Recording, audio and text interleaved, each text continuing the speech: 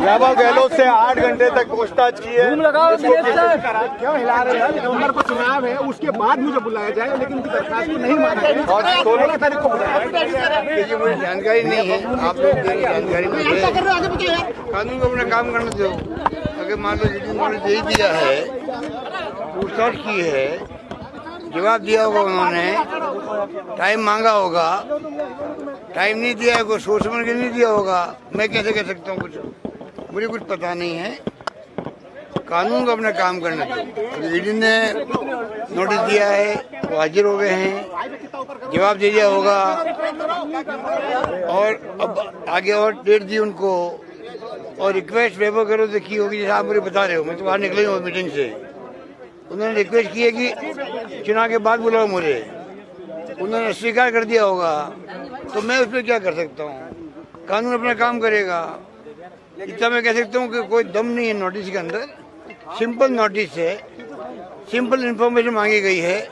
जो कुछ हो रहा है पॉलिटिकल मैसेज आए, पीसी प्रेसिडेंट के छापे पड़ गए हैं, मुख्यमंत्री के सन के ऊपर छापे पड़ गए हैं, उनको बुला लिया गया है, तो पॉलिटिकली कैसे माइलेज लें उस काम को लगे में ईडी वाले, क्योंकि ऊपर दबाव उनके ऊपर है, इससे कोई फर्क नहीं पड़ने वाला। बल्कि वहाँ राजस्थान भर के अंदर जब से खबर आई है कि आपने ईडी ने बुलाया नोटिस देकर के, 12 साल पहले का केस खत्म हो चुका, खत्म केस था ही नहीं पहले बात, तो कोई केस ही नहीं था।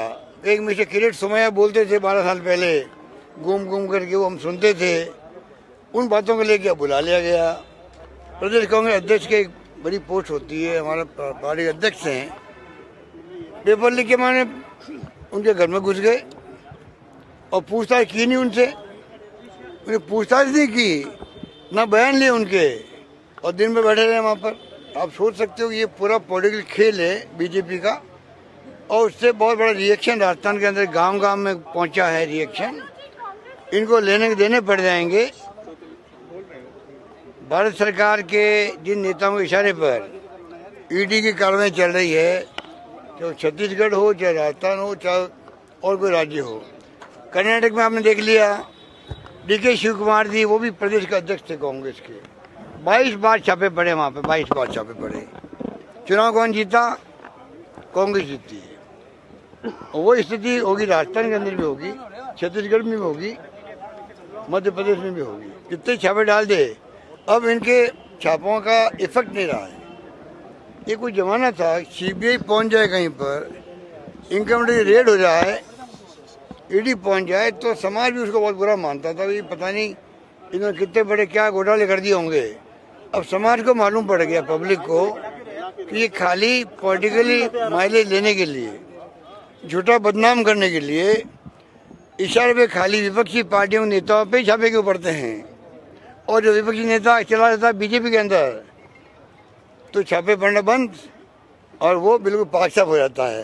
तो ये पूरी जनता को मालूम कर चुका है, जितना ये ऐसे काम करेंगे उतना फायदा हमें मिलेगा, इतना कह सकता हूँ। आपने ईडी के अधिकारी 34 मामलों का देखा है टाइम, मुझे इतना आई है वहाँ से, ईडी के डायरेक्टर से, सीबीआई के डायरेक्टर से, और सीबीडी चेयरमैन से मैंने टाइम मांगा है, उनमें 2 का जवाब है, मेरे ख्याल जवाब आया है कि अब इलेक्शन में कोड ऑफ कंडक्ट है, इसलिए हम उसके बाद में मिलेंगे आपसे। जबकि कोड ऑफ कंडक्ट का कोई तुक नहीं है। मैं नागरिक हूँ, मुझसे मिलने में क्या दिक्कत है उनको? मैं मिल के अपनी बात कहता, मैं क्या महसूस करता हूँ एज ए नागरिक, बताता उनको, मैं उनके इंटरेस्ट में बताता मैं उनको। उनकी एजेंसियों की जो प्रीमियर एजेंसी हमारी है, जिसमें हमें गर्व होना चाहिए कि हमारी सीबीआई, इनकम टैक्स, ईडी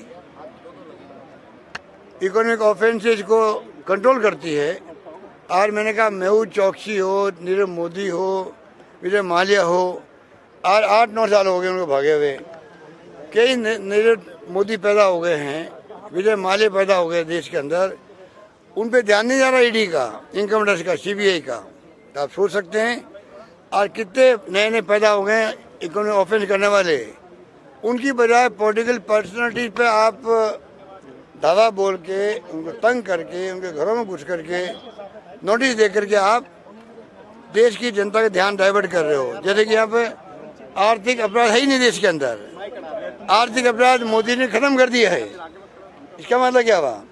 आर्थिक अपराध, मोदी जी की इतनी अच्छी नीतियां हैं, इतनी अच्छी कार्रवाइयाँ हैं, देश में अब आर्थिक रूप से कोई अपराध हो ही नहीं रहा है, अनियमितता हो ही नहीं रही फाइनेंशियल। और खाली जो पॉलिटिशियन हैं उनके ऊपर छापे पड़ रहे हैं, पूरी तरह एक्सपोज हो रहे हैं।